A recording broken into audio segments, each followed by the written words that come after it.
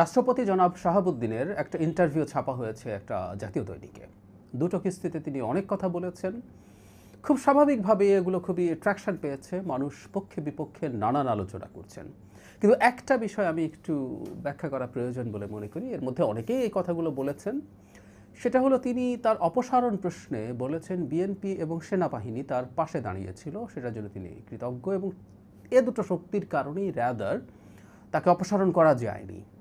মানে এটা জানার পর থেকে অনেকে গেল গেল রব তুলছেন যে বিএনপি এই রাষ্ট্রপতির পাশে দাঁড়িয়েছিল, যে রাষ্ট্রপতি শেখ হাসিনার নিযুক্ত এবং তার দোসর ইত্যাদি ইত্যাদি। আমি খুব অবাক হই যে এটাকে আদৌ কোনো নতুন তথ্য, আদৌ কোনো নতুন তথ্য আমরা কেন এত দ্রুত ভুলে যাই সব কিছু, সেই জিনিস একটু ধরিয়ে দিতে চাই। কারণ এই ইস্যুতে আমরা প্রচুর কথাবার্তা বলেছিলাম সে সময়। তার আগে একটা কথা একটু বলে নেওয়া ভালো, রাষ্ট্রপতি তার পদে থেকে এই ধরনের একটা ইন্টারভিউ দেওয়া ঠিক হয়েছে কিনা, উনি নর্ম ভেঙেছেন কিনা, বা ওনার এই বক্তব্যের মাধ্যমে কার লাভ হলো কার ক্ষতি হলো, এই চুলচেরা বিশ্লেষণ চলছে, এটা হওয়া ভালো। আমি প্রায় বলি যে আমরা যদি সত্যিকারভাবে ডেমোক্রেটিক ডিবেটে এনগেজ করি, সেটা আমাদের সমাজের জন্য ভালো। আমাদের সমাজের জনগণকে আমরা পলিটিক্যালি এডুকেট করে তুলতে পারি আসলে এভাবেই। সুতরাং এই বিতর্ককে আমি বাতিল করতে চাইছি না, এই বিতর্কটা চলুক। কিন্তু যে কথাটা বলছি, আমরা যখন কোনো একটা আলোচনার সামনে কোনো একটা ন্যারেটিভ তৈরির চেষ্টা করব, অ্যাটলিস্ট তার মধ্যে কিছু সততা থাকা দরকার আছে।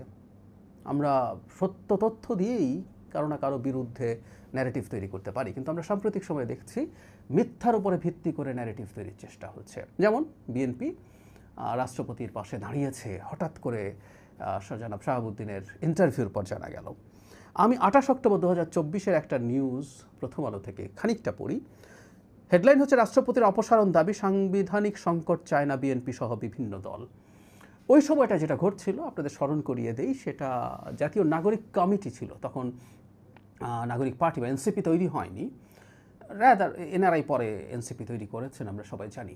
তো তারা তখন রাষ্ট্রপতিকে অপসারণ করতে চাওয়া নিয়ে বিভিন্ন দলের সাথে বসছিলেন, বিএনপির সাথে বসেছিলেন, 12 দলীয় জোট, গণ অধিকার পরিষদ, সবার সাথে বসেছিলেন, জামায়াতে ইসলামী, ইসলামী আন্দোলন।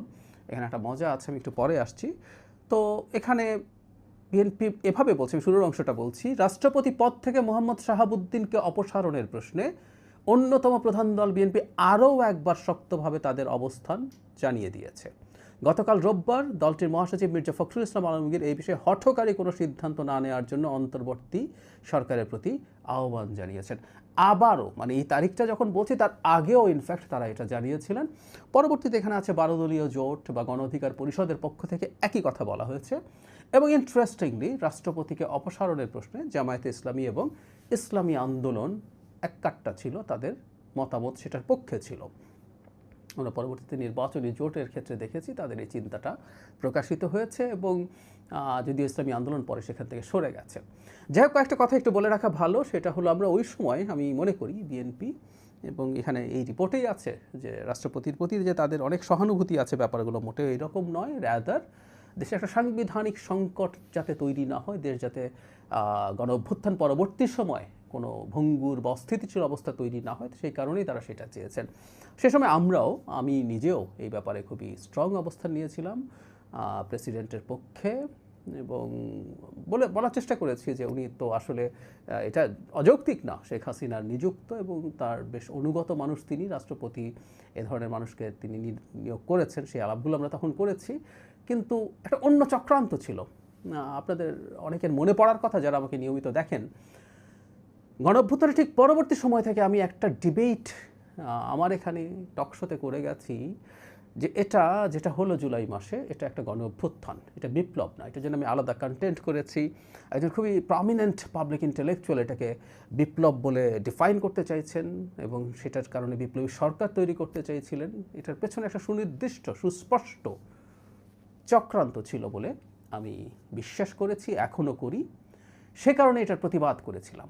বিপ্লবী সরকার বা এই ধরনের কোনো চেষ্টা হতে গেলে বাংলাদেশ অত্যন্ত আনস্টেবল হয়ে উঠবে, সে কারণে বলেছিলাম এটা আসলে আদতে একটা গণ অভ্যুত্থান।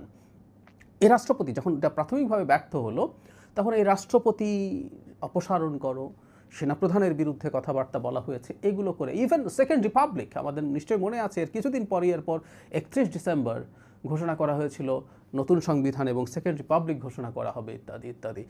এই প্রত্যেকটা এটার পার্ট ছিল।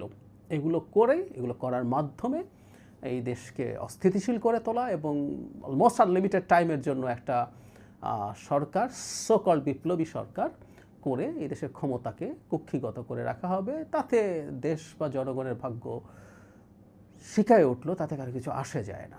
সেই পরিকল্পনার বিরুদ্ধে দাঁড়িয়েছিল এবং এই দাঁড়ানোতে খুবই বিখ্যাত একজন ইনফ্লুয়েন্সার এই যা ঘটলো জুলাইতে সেটাকে বিপ্লব হতে না দেওয়ার জন্য আমাকে একাধিকবার ব্লেম করেছেন।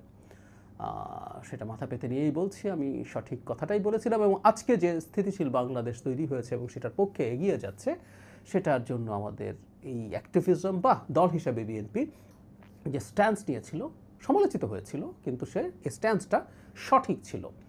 সে কারণেই বলছি বিএনপির পরে রাষ্ট্রপতিকে সমর্থন করেছে তাকে দায়িত্বে থাকার জন্য, তাকে যেন পদচ্যুত করা না যায়, সেটা কোনো লুকোছাপার বিষয় তখনও ছিল না। সুতরাং নতুন করে আজকে যেটা বলানোর চেষ্টা করা হচ্ছে, আবারও নতুন করে বিএনপিকে প্রশ্নের মুখে তোলা যে আমরা হঠাৎ একটা তথ্য পেয়ে গেলাম যে বিএনপি প্রেসিডেন্টকে রাখার জন্য চেষ্টা করেছিল, এটা একেবারেই বানোয়াট একটা ন্যারেটিভ। আমরা এই চেষ্টাটা অ্যাটলিস্ট করি যে সত্য তথ্য দিয়ে ন্যারেটিভের চেষ্টা করি, সেটা ভালো। দল হিসেবে বা সরকার, বিএনপি এখন সরকারে আছে, সরকারে থাকার ফলে চাইলেও সব সমস্যা এড়ানো যায় না, প্রচুর সমস্যা থেকেই যায়, তৈরি হয়। অনেক কিছু নিয়েই বিএনপির বিরোধিতা করা যাবে, বিএনপির বিরুদ্ধে ন্যারেটিভ তৈরি করা যাবে, কিন্তু ডাহা মিথ্যা কথা দিয়ে তৈরি করা যায় না তা বলছি না। ডাহা মিথ্যা কথা দিয়ে ন্যারেটিভ তৈরি করা ইম্পসিবল না। যে দলটা দীর্ঘ সময় লড়াই সংগ্রাম করেছে, তার বিরুদ্ধে এমন সব অভিযোগ আনা হয়েছে যে সে গণ অভ্যুত্থান